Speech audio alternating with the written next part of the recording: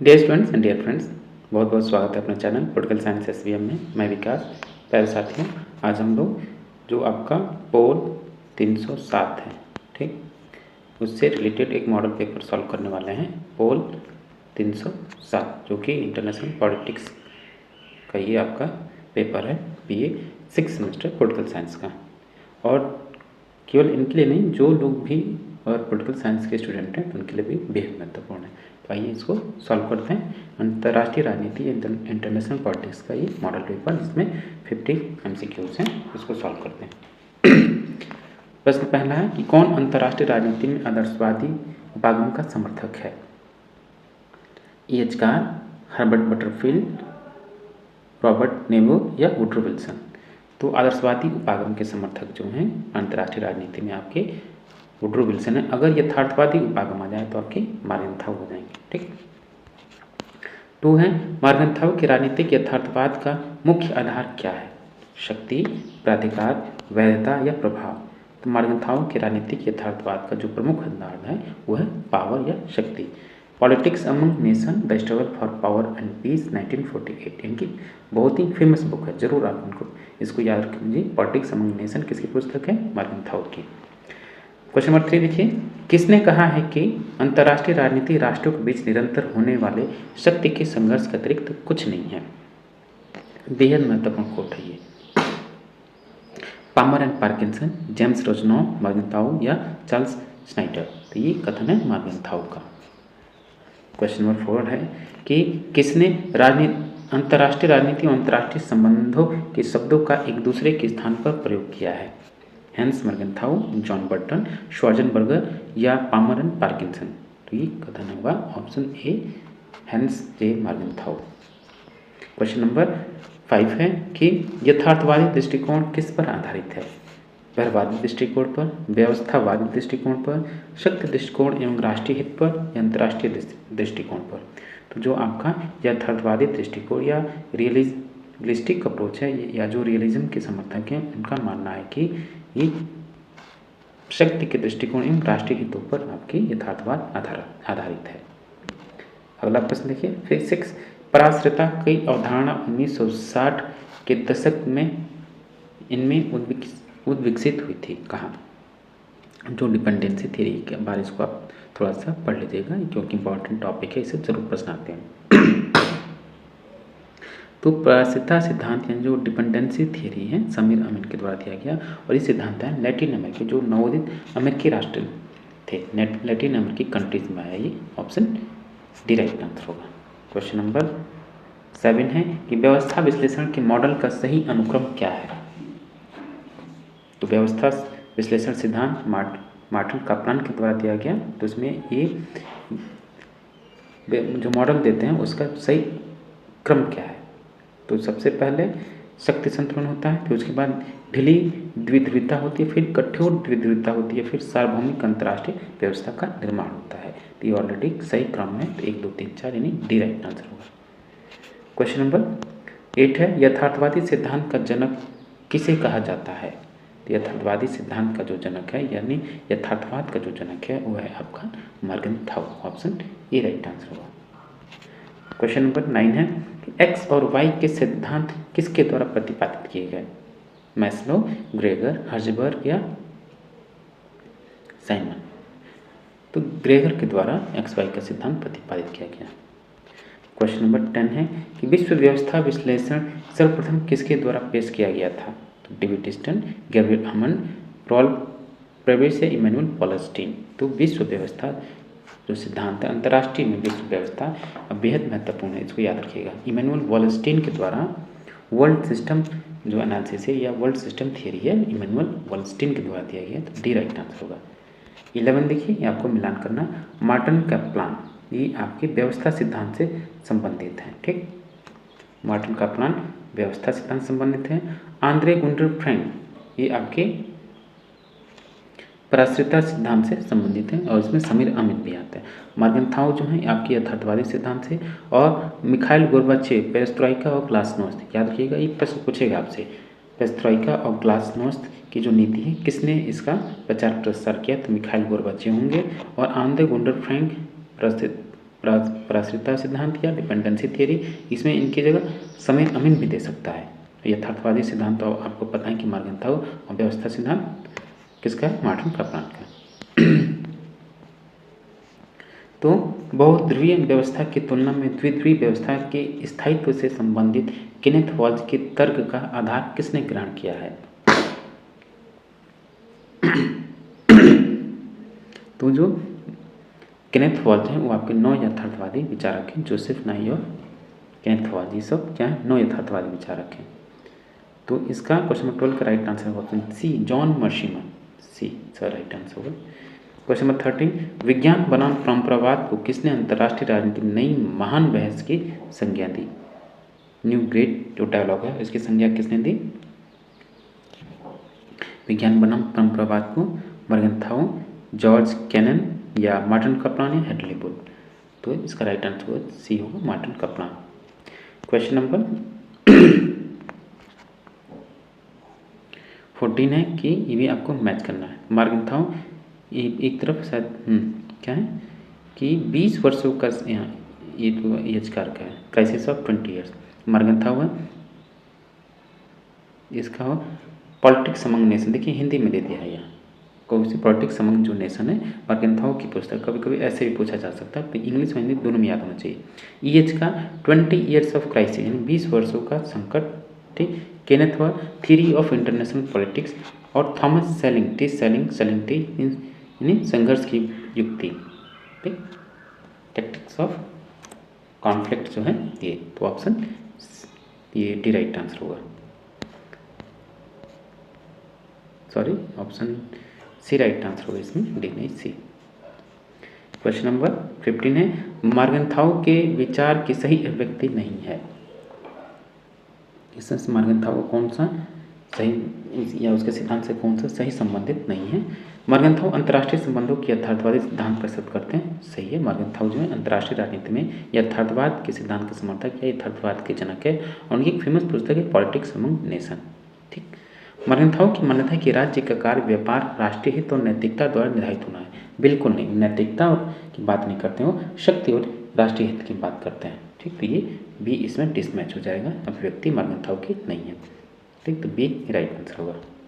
Question number 16 कि hence मॉर्गनथाउ की यथार्थवादी विचार की कितनी मान्यताएं हैं? तो जो यथार्थवाद की जब आधारशिला रखते हैं, यथार्थवाद सिद्धांत की बात करते हैं, तो उससे पहले वो 6 सिद्धांत देते हैं, उसी की बात हो रहा, तो ये बी होगा 6। क्वेश्चन नंबर 17 प्रमुख यथार्थवादी विचारक कौन कौन से हैं? तो याद रखिएगा, प्रमुख यथार्थवादी जो विचारक हैं कौटिल्य, मैकियावली हैं, E.H. कार्बी हैं, रॉबर्ट रोनाल्ड डेम्बो, निकोलस स्पाइकमैन और जॉर्ज कैनन, या आपके मॉर्गनथाउ भी इसमें हैं, और आपके ये जोसेफ नाई और रॉबर्ट कोहेन, ये सब यथार्थवादी विचारक हैं। तो ऑप्शन डी होगा उपयुक्त सभी। क्वेश्चन नंबर 18 है, 1959 में मार्टिन कप्लान ने अपने अंतर्राष्ट्रीय व्यवस्था के 6 मॉडल को प्रस्तुत किया। इन 6 में से चार भविष्य की मॉडल थे, लेकिन उनकी भविष्यवाणी सटीक सिद्ध नहीं, अतः उन्होंने कितने मॉडल को और विकसित किया? तो 4 और को विकसित किया, तो सी राइट आंसर होगा कुल। क्वेश्चन नंबर 19 कि 1959 में कप्लान अपनी अंतर्राष्ट्रीय व्यवस्था के 6 मॉडल को प्रस्तुत किया। इन 6 में से 4, देखिए क्वेश्चन रिपीट हो रहा, क्वेश्चन देखिए ऑप्शन और क्वेश्चन अलग है।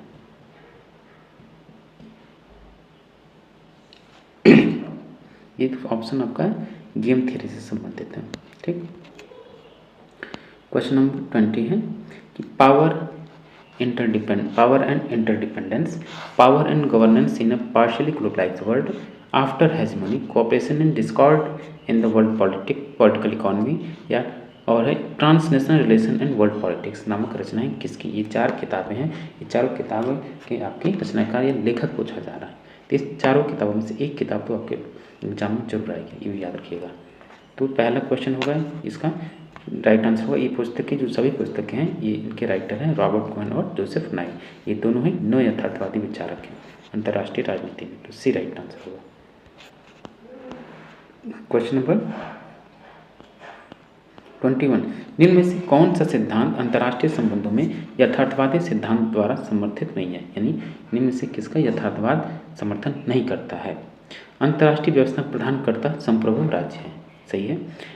राज्य राष्ट्रीयकर्ता हैं जो अपने राष्ट्रीय हितों के अनुसरण में लगे हैं। बिल्कुल सही है। सभी राज्य जो हैं, राष्ट्र हैं, अपने राष्ट्रीय हितों की अधिकतम से अधिकतम पूर्ति करना चाहते हैं।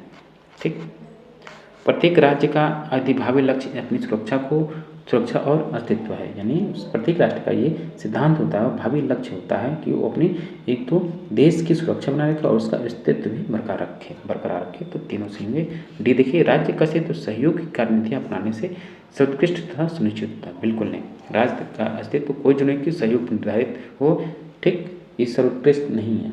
हो सकता है संघर्ष भी कई जगह राज्यों का निर्माण या राज्य जो अंतर्राष्ट्रीय राजनीति में यही होता है कि जिस राज्य के पास जितना पावर होगी उसकी अस्तित्व या बरकरार होने की या जीवित रहने का ज़्यादा सिद्धांत, क्योंकि बाह्य जो आक्रमण होते हैं इसी वजह से होते हैं जो हमेशा कमजोर राष्ट्र होते हैं उन पर। जो ये आपका डी गलत हुआ, इसका राइट आंसर डी होगा। 22 राजनीति शक्ति के लिए संघर्ष है। Politics is the struggle for power, किसका कथन है? याद रखिए किताबें the struggle for power and peace, ये पुस्तक भी है पॉलिटिक्स अमंग नेशन जो कि मार्गेंथाउ की पुस्तक है। कथन है कि राजनीति शक्ति के लिए संघर्ष, ये कथन है आपका मार्गेंथाउ का। क्वेश्चन नंबर 23 है, 9 उदारवादियों ने सर्वाधिक बल किस पर दिया था? 9 उदारवादी जो आए, क्या नाम है आपके अंतर्राष्ट्रीय राजनीति में, उन्होंने किसको ज़्यादा महत्व दिया? न्यू लिबरलिज्म, जिनको नव संस्थावादी भी बोलते हैं। ठीक। तो राज्यों के बीच संघर्ष को कम करने के लिए अंतर्राष्ट्रीय संस्थानों का महत्व, तो जो 9 उदारवादी है ये इंस्टीट्यूशंस को ज़्यादा महत्व दिए। इनका मानना था कि तमाम जो संगठन बना के राज्यों के जो बीच संघर्ष उनको जो उनके कॉन्फ्लिक्ट है उनको कम किया जा सकता है आपसी बातचीत और मध्यस्थता के द्वारा। तो इसमें जरूरी भूमिका है ज़्यादा से ज़्यादा अंतर्राष्ट्रीय संगठन होते हैं। उसके बाद बने भी, जैसे यूनाइटेड नेशन हुआ, फिर उसके बाद आपके IAEA हुआ, ये तमाम CTBT LTBT सब चला ना, इन्वायरमेंटल से सब, इसलिए तो डी राइट आंसर होगा। क्वेश्चन नंबर 24, निर्भरता सिद्धांत किसके बीच निकट सहयोग पर बल देता है? जो डिपेंडेंसी थियरी है किस पर सहयोग बल देता है? तो याद रखिएगा ये जो डिपेंडेंसी थियरी है, निर्भरता सिद्धांत, वो तृतीय विश्व के देशों के बीच पर एक किया गया अध्ययन। निर्भरता सिद्धांत जो तृतीय विश्व के देश हैं ये गरीब हैं, अल्प पिछड़े हैं, अल्प विकसित हैं और यहाँ भूखमरी ज़्यादा, गरीबी बेरोजगारी बहुत ज़्यादा है। इसलिए ये जो विकसित राज्य हैं इस पर डिपेंड हो जाते हैं और जो विकसित राज्य होते हैं यहाँ के संसाधनों को दोहन और शोषण करते हैं। इसी को कहा गया डिपेंडेंसी थियरी, जो कि थर्ड वर्ल्ड कंट्रीज़ के बारे में कहा गया। तो बी राइट आंसर होगा। क्वेश्चन नंबर 25 देखिए, निम्न में से कौन सा अंतर्राष्ट्रीय राजनीति में यथार्थवाद से अभिज्ञात मूल तत्व नहीं है? यानी यथार्थवाद कौन सा मूल तत्व इसमें नहीं है, सिद्धांत नहीं है? राज्यवाद, शक्ति, दूरदर्शिता या आर्थिक परस्पर निर्भरता?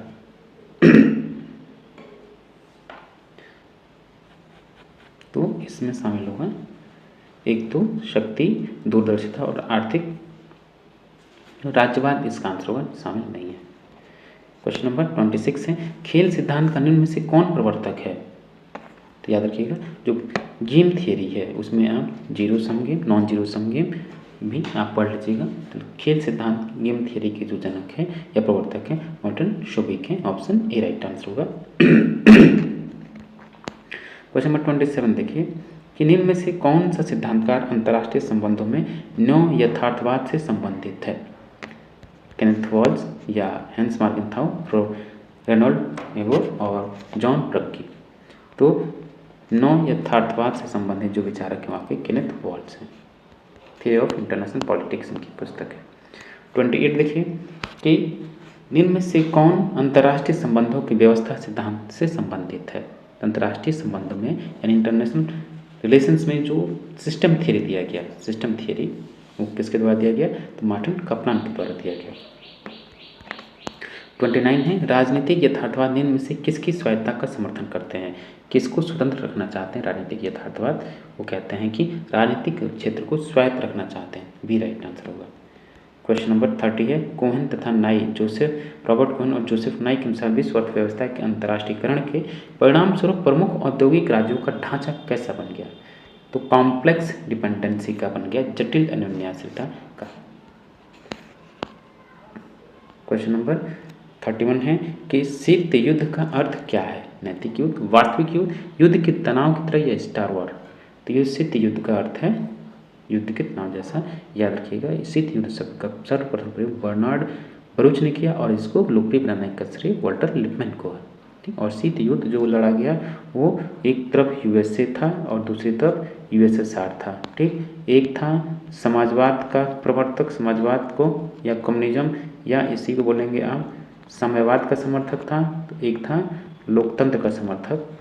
ठीक, जिसको आप या इसी को हम पूंजीवादी व्यवस्था का भी समर्थन करते हैं और इसका समर्थन कौन करने वाला था? यूएसए। ठीक, दो विचार उत्तर बनाम दक्षिण, उत्तर ध्रुवी बनाम दक्षिण ध्रुवी, तमाम चलता था। ठीक, और आपका शीत युद्ध पराकाष्ठा पर कब पहुंचा? जब आपका 1962 में जो क्यूबन मिसाइल संकट हुआ उस समय।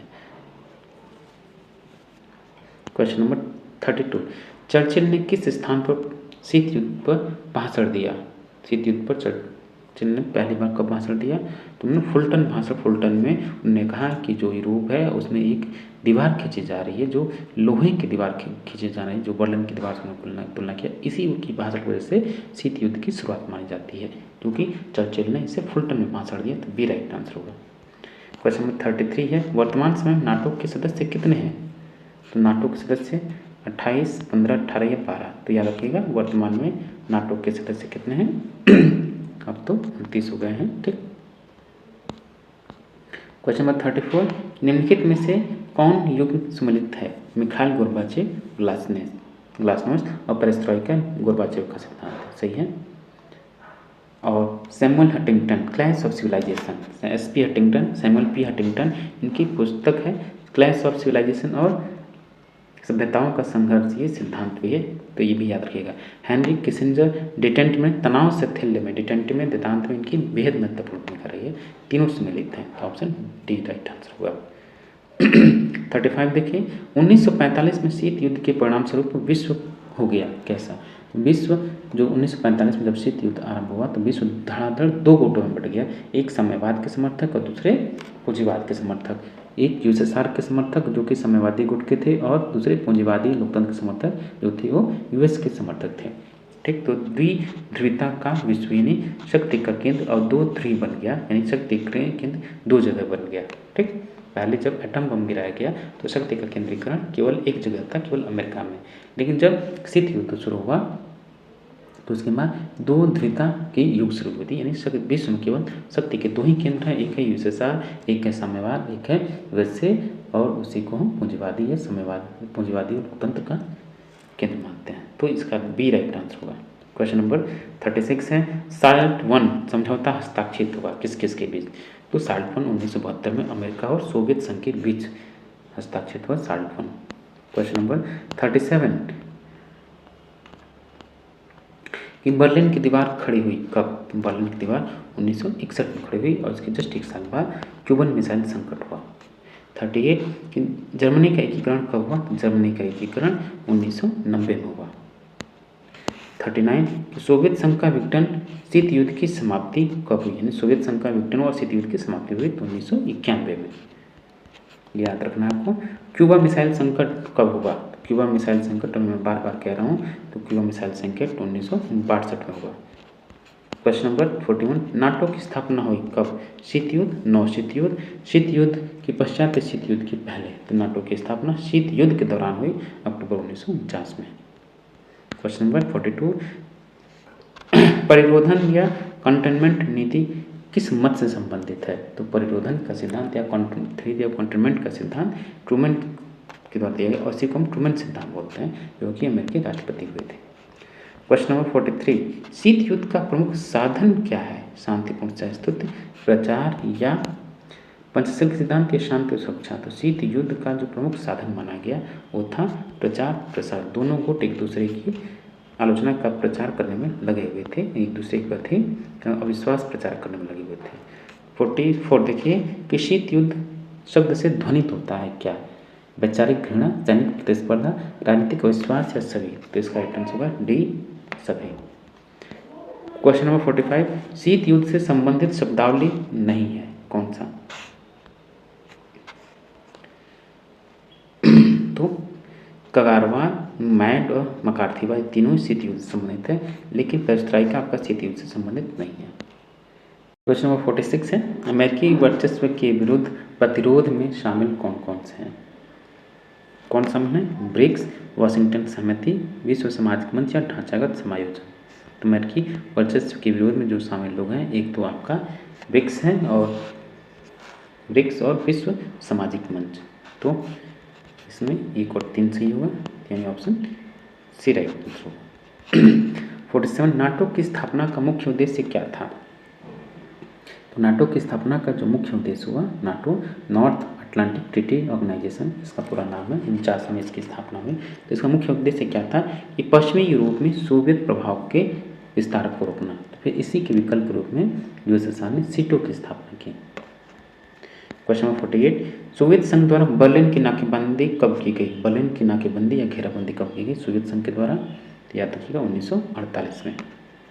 क्वेश्चन नंबर 49, हिरोशिमा और नागासाकी पर अणु बम का प्रयोग कब किया गया?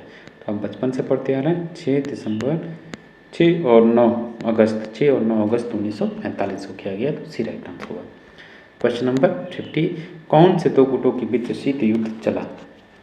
तो दो ही गुट थे, अमेरिका और सोवियत संघ। पश्चिम बनाम पूर्व, उत्तरी गोलार्ध बनाम दक्षिण गोलार्ध, उत्तरी ध्रुव बनाम दक्षिणी ध्रुव, साम्यवाद बनाम समाजवाद, पूंजीवाद बनाम कम्युनिज्म, कम्युनिज्म बनाम कैपिटलिज्म। ठीक, ये तमाम चीज़ें। तो इसका राइट आंसर ऑप्शन सी। ठीक, तो ये था आपका पोल 306 का मॉडल पे, 307 पोल 307 का मॉडल पेपर है ये। ठीक, तो इसको सॉल्व कीजिए। चलिए मिलते हैं आपसे नेक्स्ट वीडियो में। Thank you for watching.